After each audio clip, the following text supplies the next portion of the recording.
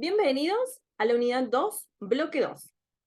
La semana pasada estuvimos hablando sobre enfermedades y cómo se podían de alguna manera contabilizar esas enfermedades. Vimos ciertos indicadores como la prevalencia y la incidencia. Y ahora, en este bloque, lo que vamos a hacer es ahondar un poco más en estas enfermedades, un poco en cómo se clasifican, un poco bajo qué criterios se clasifican y qué es la profilaxis, ¿sí? Empecemos. Entonces, como muchas cosas que nos suceden en la vida y muchas situaciones, son necesarias poder clasificarlas.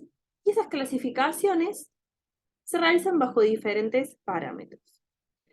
Cuanto más comunes sean esos parámetros, más fácil va a poder ser tener una contabilización de esas enfermedades, hacer un registro epidemiológico, hacer vigilancia epidemiológica, tomar decisiones en cuanto a salud pública, entender qué es lo que está necesitando una comunidad en un determinado momento. Entonces, ¿bajo qué criterios las clasificamos? Entonces se puede clasificar según la etiología, según la parte del cuerpo en la que se forman, cómo se desarrollan, si se desarrollan rápido, lento, ¿sí? Hay muchísimos parámetros que se pueden tomar para la clasificación. Entonces, como siempre, apareció un ente regulador, que es la Organización Mundial de la Salud, que sacó un manuscrito donde se indica una clasificación estadística internacional de enfermedades y problemas relacionados a la salud. Ha tenido varias revisiones, la que hoy está más en uso es la 10ª revisión y por eso se llama CIE 10. Muchas veces se pregunta cuál es el código de la CIE 10 de esta enfermedad. Es una manera de que todas las enfermedades en cualquier parte del mundo se conozcan de la misma manera. Esas enfermedades tienen un código de letras seguido por un número que está relacionado a la zona en la que sucede, al tipo de enfermedad luego y finalmente a las características particulares de esa enfermedad. El CIE tiene una nueva edición, que es la edición número 11, que actualmente está migrando, que hay ciertos cambios, todavía no está en su máximo apogeo de uso, está recién ingresando en la clasificación, ¿sí? Entonces, ¿qué me va a permitir tener esta clasificación? Me va a permitir tener un registro que sea sistemático, es decir, poder organizar todas las enfermedades de una sola manera. Luego de que yo las tengo a todas registradas, ¿qué voy a hacer? Voy a pasar al análisis numérico, contabilizarlas, saber números y luego interpretar.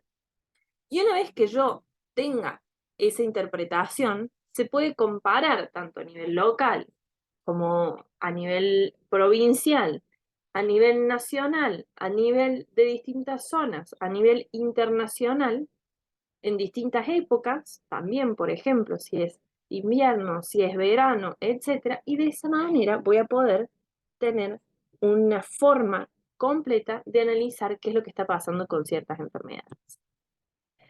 Ahora, pensemos que estas enfermedades es una clasificación simple según la parte en el cuerpo que suceden, más o menos cómo se desarrolla la enfermedad, las características, etc.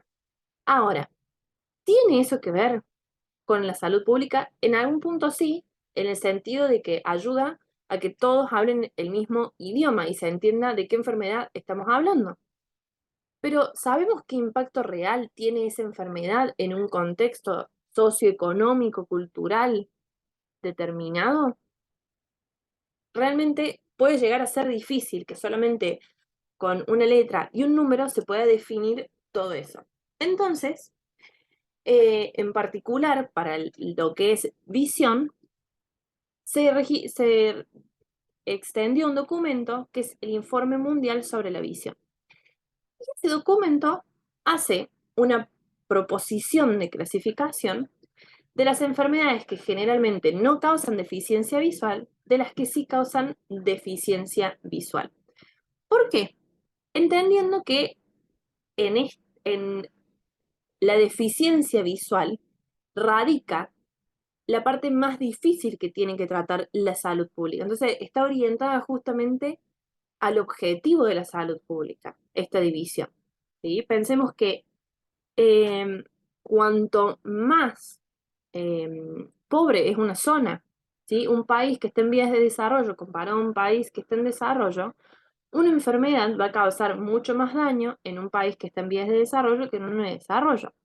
Entonces, tener una clasificación entendiendo el principal problema que puede tener, que es la deficiencia visual, ayuda a organizar las cosas dentro de la salud pública, ¿sí? Entonces, como están hablando de deficiencia visual, definen qué es deficiencia visual. Entonces dicen que la deficiencia visual ocurre cuando una enfermedad ocular afecta el sistema visual y a una o más de sus funciones. Entonces, es una clasificación un poco más amplia. Entonces, ¿cuáles son las que no causan? Bueno, acá tenemos una lista.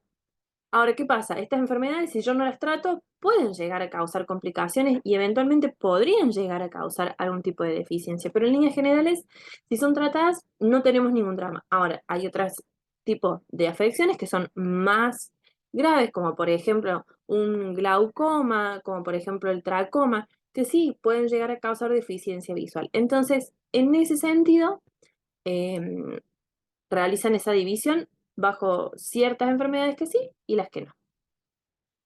Bien, ahora, a fines epidemiológicos es necesario poder definir justamente la deficiencia visual.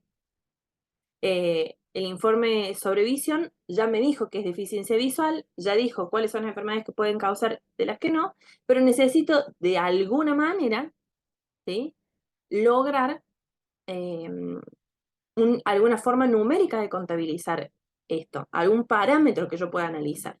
Entonces, ¿cómo lo hacen? A través de la agudeza visual. La agudeza visual de cerca, la agudeza visual de lejos. Y definieron una escala, fíjense, dice agudeza visual en el ojo que ve mejor, peor que, igual o mejor que, definieron rangos y de allí definen, por ejemplo, la ceguera, la deficiencia visual de cerca, una deficiencia visual grave, etcétera, ¿sí? Ciertos valores. Esta tabla es la sugerida por la Organización Mundial de la Salud. Y acá hay un parámetro muy importante. El concepto de salud va variando a lo largo del tiempo, y como va variando a lo largo eh, del tiempo, qué es lo que es tener una salud visual, también se van modificando los métodos para medirlo, ¿no? Y las formas. Un poco atravesados por justamente la idea que uno tiene en ese momento histórico de salud visual. Entonces, en un primer momento, esta agudeza visual se medía una vez que ya se le daba la mejor corrección y en función de eso se definía la prevalencia de la deficiencia visual. Ahora,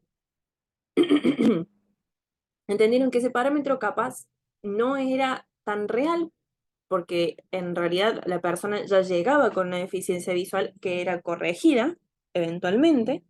Entonces se cambió a una deficiencia visual y a calcular la agudeza visual de presentación, ¿sí? Es decir, en el momento que se presenta en el examen, antes, ¿sí?, de hacer el examen de agudeza visual. Entonces, fíjense que este pequeño detalle de las condiciones en las cuales se realiza una medición puede determinar y modificar valores como la prevalencia. Entonces, es importante ver cómo el momento histórico, los ideales de salud, las condiciones, etcétera, van a modificar los datos epidemiológicos de una enfermedad. Ahora, una vez que ya tenemos cierta idea de las definiciones de deficiencia visual o de cómo se clasifican, digamos, las enfermedades, hay dos grupos de enfermedades que vamos a trabajar en esta unidad, que son las enfermedades profesionales y las enfermedades que se transmiten al hombre.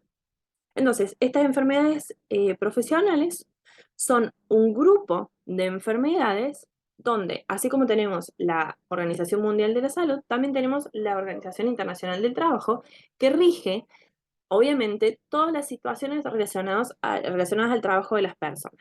Entonces, a las enfermedades profesionales, según la Organización Internacional del Trabajo, dijo que son las que provienen de la exposición a sustancias, condiciones peligrosas inherentes a ciertos procesos, oficios u ocupaciones.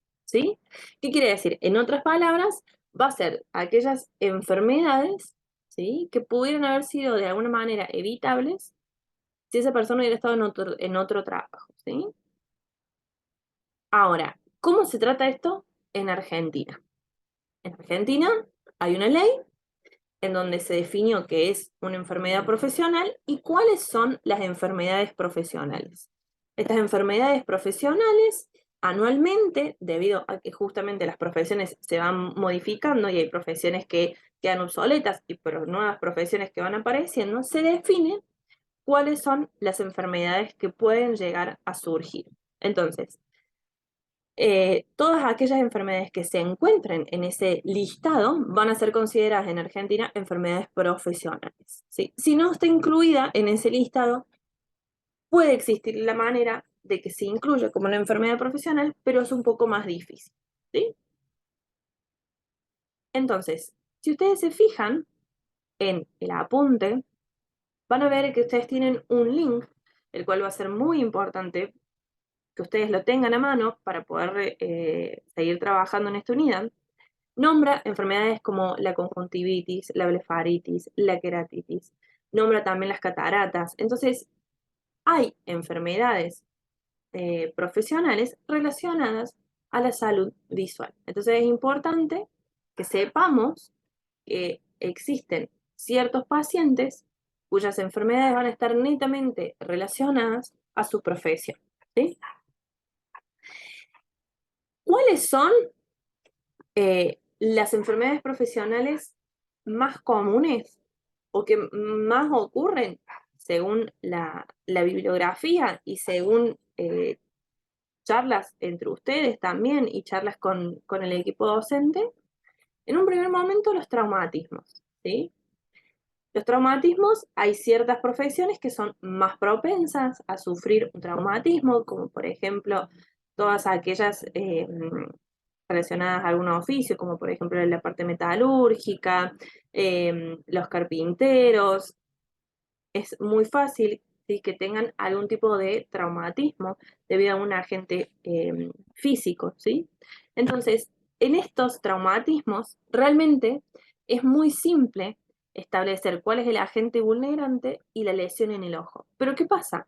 Puede llegar a existir alguna enfermedad que sea anterior y allí se puede complicar el demostrar que en realidad esa enfermedad ocular o esa afección está netamente relacionada con el traumatismo. Entonces, aquí es muy importante tener bien en claro si había alguna enfermedad previa o no.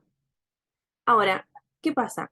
Los traumatismos claramente son prevenibles a través de normas básicas de cuidado y elementos de protección personal.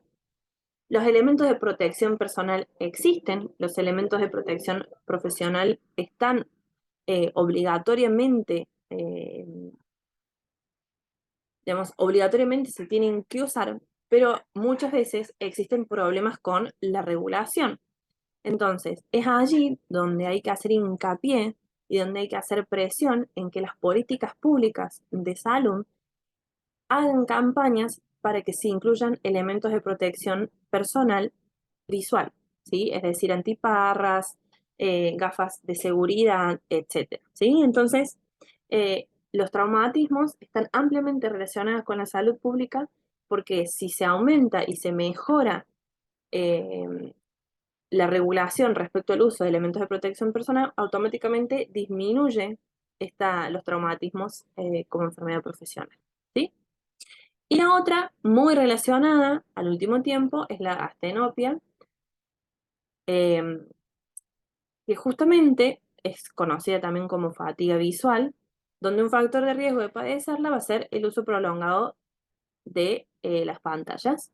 Alguna bibliografía sugiere que el 50% de las personas que utilizan algún tipo de pantallas por más de 6 horas van a sufrir algún tipo de fatiga ocular o visual, ¿sí? Entonces, lo que me pareció interesante nombrar es que apareció toda una nueva rama, que es la ergo-oftalmología, que lo que hace es no solamente eh, que ergonómicamente la persona esté cómoda para el uso de pantallas, sino que también su salud visual no se vea afectada. Entonces, indica a qué distancia tiene que estar la pantalla, ¿sí? Cómo tiene que ser la observación, en qué ángulo, cada cuánto hay que descansar la vista, etc.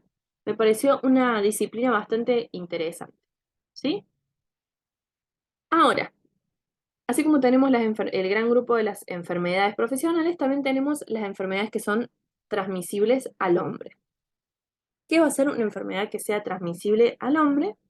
Es aquella que se va a transferir a un humano, ya sea proveniente de otro humano o de un animal, por diferentes vías, ya sea una forma directa, como por ejemplo el estornudo, ya sea por estar expuesto a un material infeccioso, ¿sí? O bien por algún tipo de vector, que es un vector no es más que un organismo que va a ser el que me va a transmitir la enfermedad, como por ejemplo el dengue, ¿sí? Donde el vector es justamente el mosquito. Entonces, dentro de estas enfermedades transmisibles, es importante entender que por qué se las trata separado, porque van a afectar directamente a las comunidades que tienen recursos limitados. Y si tengo una comunidad con recursos limitados expuesta a una enfermedad transmisible, tiene que ser un llamado de atención hacia la salud pública. Imagínense que una comunidad en la cual no existe agua potable, no hay un saneamiento básico en lo relacionado a las aguas negras, digamos, a las condiciones de la vivienda, etcétera, todo eso va a generar que una enfermedad transmisible sea mucho peor que en una comunidad que no tiene estas características. Entonces, por eso se las trata de manera aparte y se les presta especial atención a este tipo de enfermedad, ¿sí? Entonces, para evitar justamente la rápida propagación de las enfermedades transmisibles, es necesario dos cosas en la vigilancia epidemiológica. Obviamente, reconocer aquellas enfermedades que yo ya sé que son prevalentes en una zona y que conozco cuáles son los signos y síntomas, pero también estar lo suficientemente alerta para ver cuáles son enfermedades nuevas y desconocidas que pueden llegar a aparecer en una comunidad, ¿sí? Entonces, es allí donde el agente primario de salud cobra muchísima importancia, como ya lo hemos dicho anteriormente, ¿sí? Ahora, ¿qué hago yo si estoy enfrente de alguna enfermedad, ¿sí? Que yo observo que está en niveles muy altos o una enfermedad que podría llegar a ser nueva? Lo que tengo que hacer es notificarlo. Ahora, ¿qué pasa? Esta forma de notificación va a variar de una región a otra en ciertas circunstancias y va a estar muy relacionada a la frecuencia en la que justamente la prevalencia en la que aparece esa enfermedad, ¿sí? Entonces, es así que las enfermedades se clasifican en distintas clases en cuanto a cómo se deben notificar. Entonces, si una enfermedad es clase 1, exige que aunque surja un solo caso, se notifique y va a ser objeto de vigilancia directamente de la Organización Mundial de la Salud. Ahora, hay otras enfermedades que sí o sí se notifican, que son las clase 2, en donde quiera que tengan lugar. Pero hay enfermedades que debido a que en ciertas zonas ocurren con un nivel de prevalencia más alto que en otras zonas, se dice que son endémicas. Entonces, hay unas enfermedades que solo se notifican si son endémicas o no lo son, ¿sí? Dependiendo de si la prevalencia es alta o baja en esas zonas normalmente, va a depender si se notifican o no, que son las enfermedades de clase 3. Ahora, hay enfermedades que se clasifican como clase 4, donde si yo tengo un solo caso aislado, no hace falta, pero sí es necesario que en caso de que yo empiece a ver un aumento de los casos y empiece a ser posible considerarlo como una epidemia, tengo que notificarlo. Y finalmente las clases 5, enfermedades que no se considera justificada ningún tipo de notificación. A su vez, dependiendo de la clase que tiene, cada clase puede tener que ser comunicada de forma rápida o de forma lenta. La norma, como obviamente es un poco más vieja, indica las formas de clasificar, ya sea por fax, decía, por ejemplo, o por teléfono. Claramente esto indica que hay algunas que tienen que ser eh, dependiendo dentro de cada clase, automáticamente llamar por teléfono y comunicarse, o aquellas que pueden ser comunicadas por otra vía, ¿sí? Bien, ahora vamos a ver un poco qué hacemos para evitar que una enfermedad se vaya a complicar o se siga desarrollando, ¿sí? Es allí donde aparece esta palabra profilaxis. ¿Y qué va a hacer? Van a ser un conjunto de medidas que se van a aplicar específicamente para prevenir que esa enfermedad aparezca. Ahora, si ya aparece, evitar que se siga ampliando, que se siga empeorando, es decir, limitar su desenvolvimiento. Ahora, si ya está instalada, tengo que asegurar que esa enfermedad se elimine del sistema, ¿sí? Y si ya esa enfermedad se elimine y esa enfermedad ya se instaló y antes de que la pueda eliminar, sí o sí, tengo que buscar la manera de atenuar las complicaciones que puede tener esa enfermedad, ¿sí? Em, hace muy poco tuvimos una pandemia donde vimos todas estas medidas que nosotros teníamos. Entonces, por ejemplo, una de las primeras medidas fue el aislamiento. Justamente el aislamiento fue una medida de profilaxis para evitar que se siga propagando la enfermedad, ¿sí? Es decir, limitar el desenvolvimiento. Por ejemplo, asegurar que la enfermedad se elimine o atenuar las secuelas, es allí donde apareció la vacuna, ¿sí?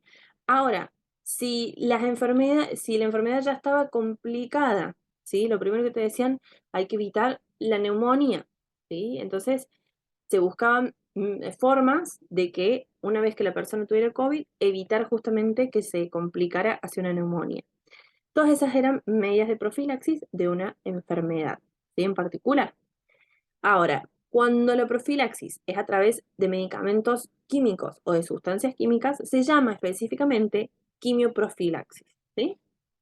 Bien, entonces, anteriormente nombramos distintos métodos de profilaxis. Entonces, fíjense que aparece la cuarentena, la vacunación, la desinfección, el aislamiento, el sacrificio en el caso de animales. Entonces, son distintos niveles en los cuales se puede actuar eh, para evitar que el problema relacionado a la enfermedad empeore o directamente que no aparezca, ¿sí? Entonces, un método altamente eh, utilizado son las vacunas. Entonces, a lo largo del tiempo se ha descubierto que es necesario que estas vacunas estén de alguna manera reguladas. Entonces, la Organización Mundial de la Salud tiene em, su listado de vacunas en el momento en que se tienen que dar, y Argentina ha hecho en particular algunas vacunas obligatorias. Una vacuna que es obligatoria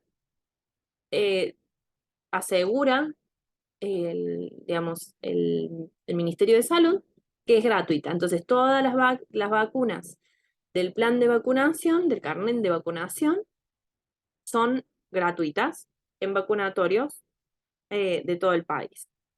Y además, para asegurar que todas las personas se vacunen, relacionaron el carnet de vacunación con la educación. Entonces, para poder acceder a la educación, muchas veces te piden que vos tengas completo el carnet de vacunación para el niño que vos vayas a inscribir.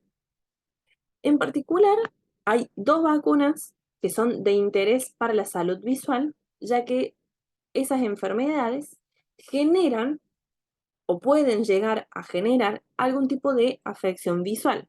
¿Cuáles son? La sarampión y la rubiola. Entonces, son dos vacunas que ustedes tienen que prestar atención a que sus pacientes las tengan, ya que pueden llegar a tener complicaciones graves respecto a la salud visual. ¿Sí? Eso es todo. Nos vemos en la próxima clase.